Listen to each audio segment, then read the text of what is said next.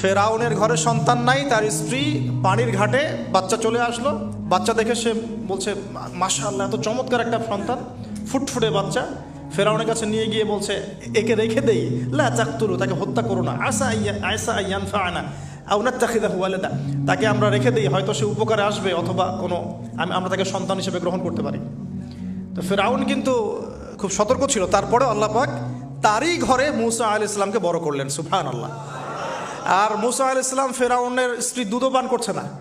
তখন মূসা আলাইহিস সালাম একজন বোন আছে, সে গিয়ে তাদেরকে খবর দিল যে আমরা কি তোমাদেরকে হাল আদুল্লুকুম আলা মান ইয়াকফুলু, এমন একজনের কথা বলবো যে মূসাকে দুধ পান করাবে, এই বাচ্চাকে দুধ পান করাবে।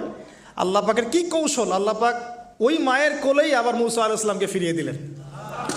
এদিকে মায়ের দুধ খাচ্ছে, ফেরাউনের ঘরে বড় হচ্ছে, আবার ফেরাউন একটা বড় অঙ্কের হাদিয়া তার মাকে দিচ্ছে দুধ পান করানোর জন্য। সুবহানাল্লাহ, আল্লাহ পাকের পরিকল্পনা দেখেন। আমি আসলে বুঝাতে পারছি না ভাই, আমার ল্যাঙ্গুয়েজের প্রবলেমের কারণে মাফ করবেন। অনেক তথ্য মাথায় থাকলে কথা বলা টাফ হয়ে যায়। তো সুবহানাল্লাহ, আল্লাহ পাকের পরিকল্পনা দেখুন, যে নবী মুহাম্মদ সাল্লাল্লাহু আলাইহি ওয়াসাল্লামকে মক্কা থেকে তাড়িয়ে দিচ্ছে মানুষ, আল্লাহ রাব্বুল আলামিন সেই মক্কা নবীর পায়ের সামনে এনে দিলেন, সুবহানাল্লাহ, মাত্র 8 বছরের ব্যবধানে। যে বদর যুদ্ধে মুসলিমদেরকে একদম নিঃশেষ করে দেওয়ার প্ল্যান করা হয়েছে, ওই বদরেই আল্লাহ রাব্বুল আলামিন আবু জেহেলের মৃত্যু লিখে রাখলেন। যে ইউসুফকে কুয়ায় ফেলে দিল তার ভাইরা, সেই ইউসুফকে আল্লাহ পাক সেখান থেকে রাজপ্রাসাদ, সেখান থেকে কারাগার, সেখান থেকে আবার নিয়ে আসলেন মিশরের পলিটিক্যাল পাওয়ার। আল্লাহর পরিকল্পনা। যে ইয়াসরিব একসময় ইহুদিদের দাপটের জায়গা ছিল, ওই ইয়াসরিব মুসলিমদের করতলগত করলেন আল্লাহ পাক হিজরত করিয়া। বাদশাহ নাজাশি আবিসিনিয়ায়, আমি তো মালয়েশিয়াকে একটা আবিসিনিয়া মনে করি, এখানে মাশাআল্লাহ এরকম পরিবেশ আছে, শান্তিপূর্ণ ইসলামী পরিবেশ। বাদশাহ নাজাশির এরকম পরিবেশ ছিল। বাদশাহ নাজাশি কিন্তু মুসলিম ছিল না, সে খ্রিস্টান ছিল। তারপরেও নবীজি বলতেন, বাদশাহ নাজাশির রাজ্যে কেউ জুলুমের শিকার হয় না, সুবহানাল্লাহ, যদিও সে মুসলিম ছিল না। ওখানে ইসলাম নিয়ে গেলেন আল্লাহ পাক, ওখান থেকে পুরো আফ্রিকায় ইসলাম ছড়িয়ে পড়লো, সুবহানাল্লাহ। এক খালেদ বিন ওয়ালিদ রাদিয়াল্লাহু আনহু, যার হাতে উহুদ যুদ্ধে বহু মুসলিমের প্রাণ গিয়েছে না, সেই মানুষকে আল্লাহ রাব্বুল আলামিন হেদায়েত দিয়ে 100টা যুদ্ধ করিয়েছেন, সুবহানাল্লাহ। আল্লাহ পাকের পরিকল্পনা আমরা বুঝতে পারবো না, আল্লাহ পাকের পরিকল্পনা আমরা বুঝতে পারবো না। ওয়া মাকারুল্লাহ, তারা কৌশল করে, আল্লাহ পাকও পরিকল্পনা করে। দেখেন, এই যে প্যালেস্টাইন নিয়ে এত সমস্যা করছে না, আল্লাহ পাকের কি পরিকল্পনা, সুবহানাল্লাহ। আল্লাহ পাক সমস্ত জিউসদেরকে ওইখানে একত্রিত করেছেন, কেন জানেন? কেন জানেন? আল্লাহ পাক এই যে 1914 থেকে নিয়ে 2023 এই যে সালগুলো চলছে, 100 বছর, লাস্ট 100 বছরে সারা ওয়ার্ল্ডের জিউসদেরকে ওখানে একত্রিত কেন করেছেন জানেন? যেইভাবে আল্লাহ পাক ফেরাউনের দলবলকে লোহিত সাগরে ডুবিয়ে দিয়েছেন, ওইভাবে আল্লাহ পাক প্যালেস্টাইনিদের সবাইকে ডুবাবে ইনশাআল্লাহ। এটাও আল্লাহ পাকের একটা বড় পরিকল্পনা। এটা ওরা বুঝতে পারছে না, কিন্তু সময় সাক্ষী দেবে ইনশাআল্লাহ, দেখে নিন। আমরা 100% হলফ করে বলতে পারি এটা হবেই ইনশাআল্লাহ। এই কারণেই লাস্ট এই যে অটোম্যানদের ডিফিটের পর থেকে নিয়ে 1970 থেকে নিয়ে যে first world war, second world war করতে করতে সব জায়গা থেকে জিউসরাকে একত্রিত করেছে এখানে, বিকজ অফ লাস্ট একটা সর্বশেষ একটা ম্যাসাকার আল্লাহ পাক করবেন এদেরকে ইনশাআল্লাহ। কার হাতে? ঈসা আলাইহিস সালামের হাতে। আমাদের উম্মতের মধ্যে কে নেতৃত্ব দিবেন? ইমামুল মাহদি, যার নাম হবেন মুহাম্মদ। তার নাম কি? মুহাম্মদ। তার বাবার নাম আব্দুল্লাহ, তার মায়ের নাম হবে আমিনা। তো এটাও ক্লোজিং টাইম। এখন আসুন, তো আল্লাহ পাকের কি পরিকল্পনা। যৌবনকালটা আল্লাহ পাক মূসা আলাইহিস সালামকে ফেরাউনের ঘরেই কাটালেন, এবং আল্লাহ পাক মূসা আলাইহিস সালামকে দুটো গুণাবলী দিয়ে বড় করলেন। দুটো গুণাবলী মনে রাখবেন। এক হচ্ছে কওয়ী, তিনি শক্তিশালী ছিলেন, ফিজিক্যালি অনেক শক্তিশালী ছিলেন। আমিন মানে বিশ্বস্ত ছিলেন, কওয়ীউল আমিন, মনে থাকবে ইনশাআল্লাহ। আমরাও আল্লাহর কাছে দোয়া করি, আল্লাহ আমাদেরকে কওয়ী বানিয়ে দিন এবং আমিন বানিয়ে দিন, আমিন। এবার যৌবনে উপনীত হয়েছেন, টকবকা রক্ত, বাইরে বের হয়েছেন। বাইরে বের হয়ে দেখছেন যে দুজন ব্যক্তি লড়াই করছে, রজুলান, দুজন ব্যক্তি মারামারি করছে। একজন মিন শিয়াতি, তার বনু ইসরাইল কওমের মধ্যে, আরেকজন হচ্ছে আদুবি, তার শত্রুর মধ্যে। তো মূসা আলাইহিস সালাম গিয়ে সাহায্য করতে চাইলেন তার কম। আমরা বলি না দেশি ভাই সাপোর্ট দিই, তাই না? আচ্ছা, তো মূসা আলাইহিস সালাম গিয়ে সাপোর্ট দিতে গিয়ে শুনেন, ফাওয়াকাযাহু মূসা ফাকাদা আলাইহি, মূসা আলাইহিস সালাম মাত্র একটা ঘুষি দিয়েছেন, এক ঘুষিতেই ওই ব্যক্তি ডেড, স্পট ডেড।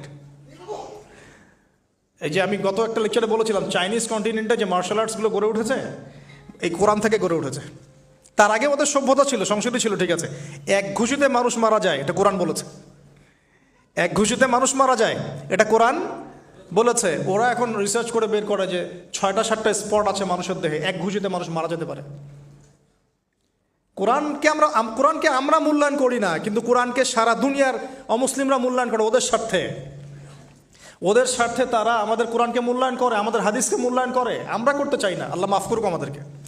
আমরা কোরআন পড়তে চাই না, গবেষণা করতে চাই না, অর্থ বুঝতে চাই না, একটু আরবি ভাষা শিখতে চাই না, কোরআনের বালাগাত ডেইলি একটু তেলাওয়াত করবো এক পারা, সেটা করতে চাই না। আল্লাহ পাক আমাদেরকে মাফ করুক এবং কোরআনওয়ালা বানিয়ে দিন, আমিন। কথাগুলো বলার উদ্দেশ্য আপনাদেরকে আঘাত করা নয়, আমি জাস্ট আপনাদের কলবে একটু ধাক্কা দেওয়ার চেষ্টা করছি, যাতে করে আপনারা সবাই কোরআন তেলাওয়াত করেন ডেইলি এক পারা করে। আল্লাহ কবুল করে নেবেন।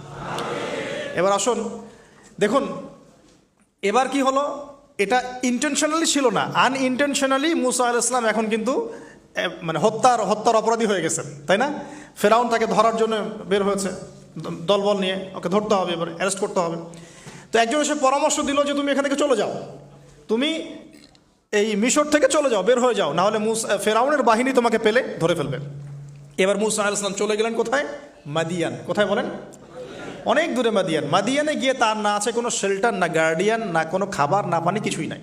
ঠিক নবী সাল্লাল্লাহু আলাইহি ওয়াসাল্লামের সাহাবীরা হিজরত করেছেন আবিসিনিয়ায়, নবীজি হিজরত করেছেন একবার তায়েফে, ওখানে মার খেয়ে চলে আসতে হয়েছে না, মনে আছে? তায়েফের 3টা গোত্র ছিল, আব্দু ইয়ালাইল, আব্দু মাসউদ, হাবিব বিন আমর, এই 3 গোত্রের নেতা ছিল। এরা নবী সাল্লাল্লাহু আলাইহি ওয়াসাল্লামকে ছোট ছোট বাচ্চাদেরকে দিয়ে পিটিয়েছিল, নাউজুবিল্লাহ। তারপরে নবীজি বদদোয়া করেন নাই, ওখান থেকে চলে আসছেন মক্কায়। আমি গুছিয়ে বলছি শর্ট করে।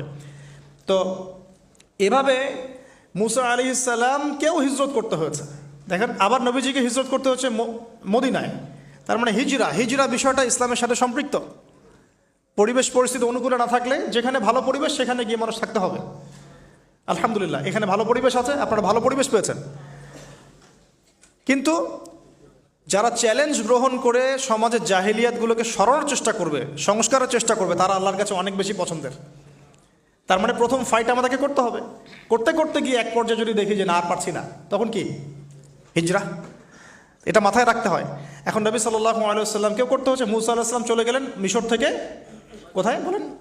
মাদিয়ানে। তখন আরেকজন নবী ছিলেন, তার নাম কি? শুআয়ব। এটা মাশাআল্লাহ, শুআয়ব আলাইহিস সালাম। শুআয়ব আলাইহিস সালাম সম্পর্কে আল্লাহ পাক বলেছেন তিনি অত্যন্ত চমৎকার বাগ্মী ছিলেন। মানে তিনি নবীদের মধ্যে অনেক সুন্দর করে কথা বলতে পারতেন। সুবহানাল্লাহ, সুবহানাল্লাহ। তো শুআয়ব আলাইহিস সালামের কওমের নাম কওমে মাদিয়ান।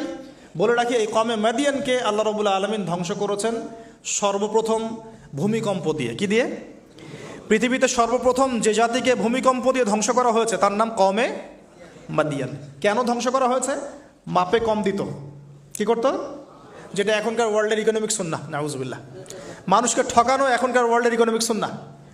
এবং এই মানুষকে ঠকানোর জন্য ইকোনমিক সেকশনে রিবা চালু করা হয়েছে। রিবা, সব জায়গায় রিবা, এভরি সিঙ্গল সেক্টর, যেটা under the foundation of World Bank আর IMF। রিবা আছে কি নাই? আর আমরা তো রিবাটাকে এখন মনেও করি না যে মায়ের সাথে জেনা করছি, মায়ের সাথে জেনা করছি। এটাই তো হাদিসের কথা।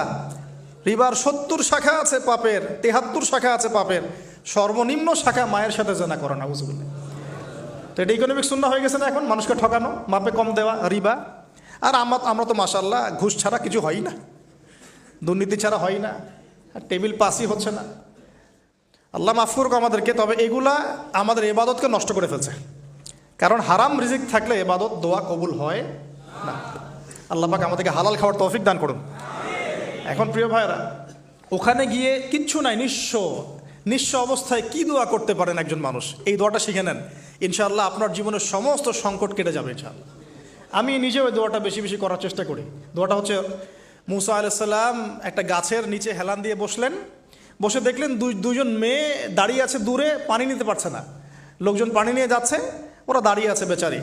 তো মুসা আলাইহিস সালাম গিয়ে বললেন, কি সমস্যা আপনাদের? এটা নিয়ে আপনারা আবার মেয়েদের সাথে কথা বলার চেষ্টা করেন না, ঠিক আছে? তো মাহারাম গায়রা মাহারাম মেনে চলে। তারা বললেন যে আমাদের বাবা অনেক বৃদ্ধ মানুষ, আমরা পানি নিতে পারি না যতক্ষণ না আমাদের কম পানি নিয়ে চলে যায়। তো মুসা আলাইহিস সালাম তো একটু বললাম না, ফিজিক্যালি খুব স্ট্রং ছিলেন, থাকে না বডি বিল্ডার, সামনে গিয়ে কথা বলে সরো পানি দিতে দাও, তখন মানুষ একটু মূল্যায়ন করে না। তো মুসা আলাইহিস সালাম এভাবে পানি নিয়ে দিলেন এবং বাছুরদেরকে পানি পান করালেন, করিয়ে গাছের নিচে এসে বসে আছেন। বসে বসে তিনি দোয়া করছেন। এই যে দোয়াটা তিনি দোয়া করছেন, রব্বি, একটা নেক কাজ করলেন না, মানুষের উপকার করলেন, নেক কাজ করে এসে গাছের নিচে বসে দোয়া করছেন, আল্লাহ এখানে তো আমার খাবার পানি বাসস্থান কিছুই নাই, আমি কি করব। রব্বি ইন্নি লিমা আনজালতা ইলাইয়া মিন খায়রিন ফাকির, রব্বি ইন্নি লিমা আনজালতা ইলাইয়া মিন খায়রিন ফাকির।